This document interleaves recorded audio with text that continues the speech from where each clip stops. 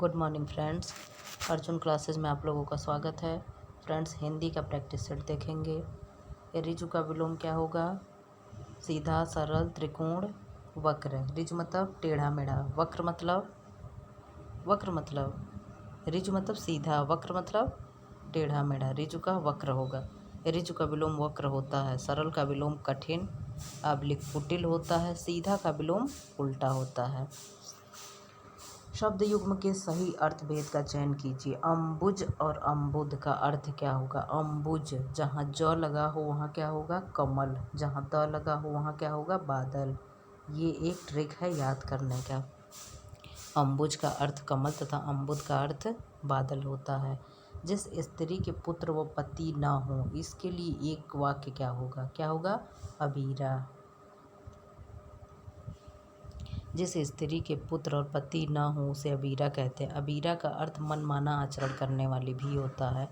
वह स्त्री जिसमें बल या शक्ति न हो उसे अबला कहते हैं। लेकिन आज की नारियां अबला नहीं है, क्या है? सबला है, उनमें बल है।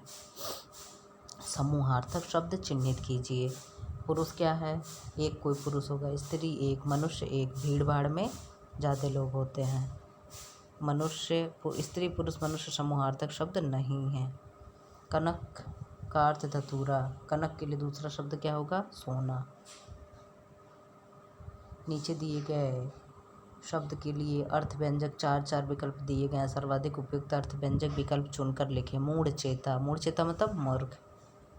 मूढ़ चेता का अर्थ जिसकी बुद्धि या मति मूढ़ होता है। सही विकल्प उत्तर न होने के कारण निकटतम उत्तर विकल्प डी अर्थात मूर्ख होगा। हालांकि मूढ़ का अर्थ मूर्ख होता है।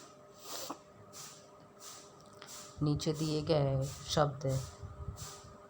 शब्दों के अर्थ विकल्पों में दिए गए हैं। इनमें कोई एक विकल्प गलत है अर्थात उस शब्द का अर्थ नहीं है। बाकी 3 सही होंगे, उसका विकल्प चयन करें। भाव का मतलब क्या होगा? दर होगा, विचार होगा, अभिप्राय होगा, भावना नहीं होगा। निम्नलिखित में से स्त्रीलिंग शब्द है, क्या है? अहिंसा स्त्रीलिंग है।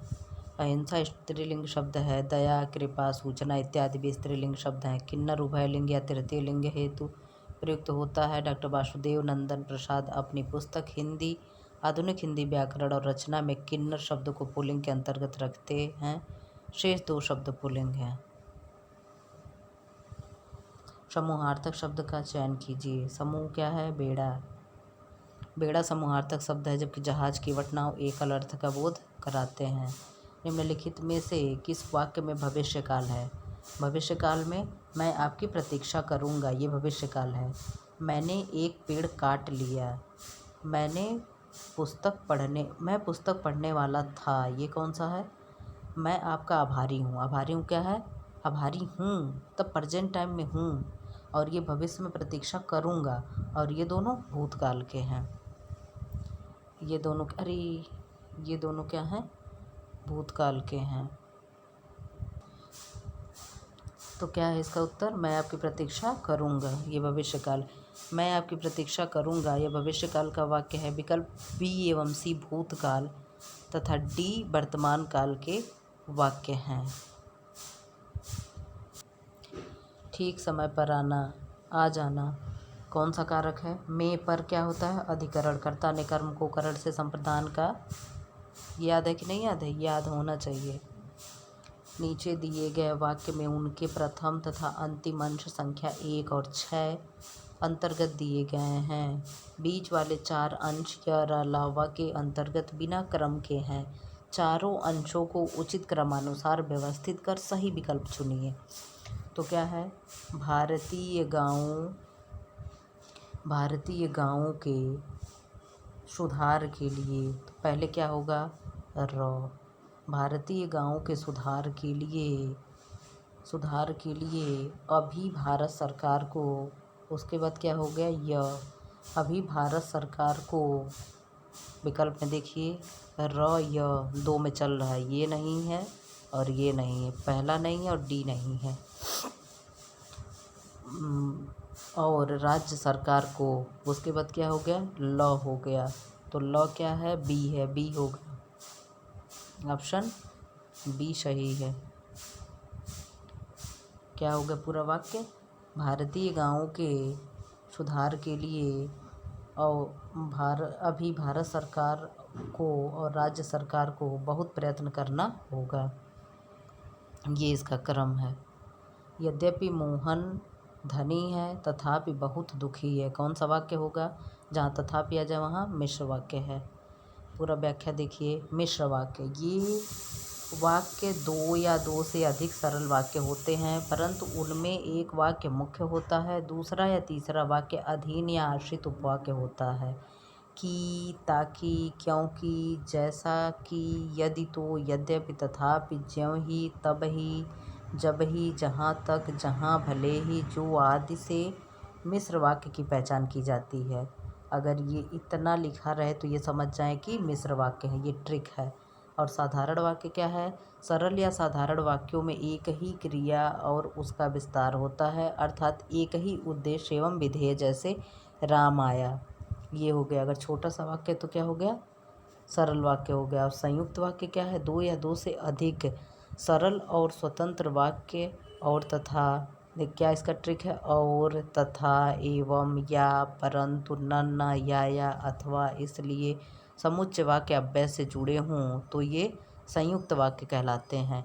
ये इतना नोट करके रख लेंगे तो आपको समझने के लिए सरल वाक्य, संयुक्त वाक्य और मिश्र वाक्य आसान हो जाएगा। शुद्ध वाक्य बताइए। क्या है? युद्ध लड़ा जा रहा है, युद्ध किया जा रहा है, युद्ध हो रहा, युद्ध मनाया जा रहा है। क्या होगा? युद्ध हो रहा है। जिस वाक्य में विराम चिन्ह का उचित प्रयोग नहीं है, किस वाक्य में? इसमें कौन सा वाक्य जिसमें विराम चिन्ह का उचित प्रयोग नहीं है? तो किसमें नहीं है?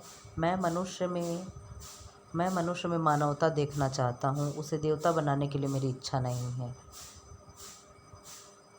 इच्छा नहीं है। वह दूर से, बहुत दूर से आ रहा है। सुनो सुनो, वह गा रही है। क्या होगा? ए और सी दोनों गलत है। ए और सी में विराम चिन्ह का उचित प्रयोग नहीं है। इसका सही प्रयोग इस प्रकार होगा। मैं मनुष्य में मानवता देखना चाहता हूँ। हूँ के बगल में कॉमा, उसे देवता देखना मेरी इच्छा नहीं है। और यहाँ सुनो में क्या होगा? संबोधन चिन्ह नहीं होगा। क्या होगा? कॉमा। सुनो सुनो, वह गा रही है। विहंगम दृष्टि मतलब सरसरी नज़र। हिंदी भाषा का प्रथम प्रमाणिक ग्रंथ कौन सा है? पृथ्वीराज रासो। किसने लिखा? चंद्रवरदाई ने। कब लिखा? 1540 में। किस क्षेत्र की बोली को काशिका कहा जाता है? वाराणसी। वाराणसी को ऐसे भी काशी कहते हैं। वाराणसी एवं उसके आसपास के क्षेत्र की बोली को काशिका कहा जाता है। काशिका बोली भोजपुरी का ही एक रूप है। इसमें हिंदी, उर्दू एवं भोजपुरी के शब्द मिलते हैं।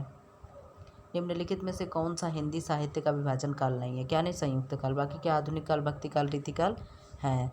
सर जॉर्ज ग्रियर्सन होगा। सर जॉर्ज ग्रियर्सन ने सर्वप्रथम हिंदी साहित्य का काल विभाजन करने का प्रयास किया। उन्होंने इसे 10 वर्गों में विभाजित किया। हिंदी साहित्य के काल विभाजन में विद्वानों को मतभेद है। सर्वमान्य रूप से इसे इस रूप में विभाजित किया जा सकता है। आदिकाल, इसे वीरगाथा काल भी कहते हैं। पूर्व या मध्यकाल भक्तिकाल, उत्तर मध्यकाल रीतिकाल और आधुनिक काल गद्यकाल। संयुक्त काल का कोई विभाजन नहीं है संयुक्त काल नाम से। किस भाव को परिपक्व अवस्था को रस कहा जाता है? किसको? स्थायी भाव को। स्थायी भाव की परिपक्व अवस्था को रस कहा जाता है। मानव हृदय में कुछ भाव स्थायी रूप से विद्यमान रहते हैं, जिन्हें स्थायी भाव कहते हैं।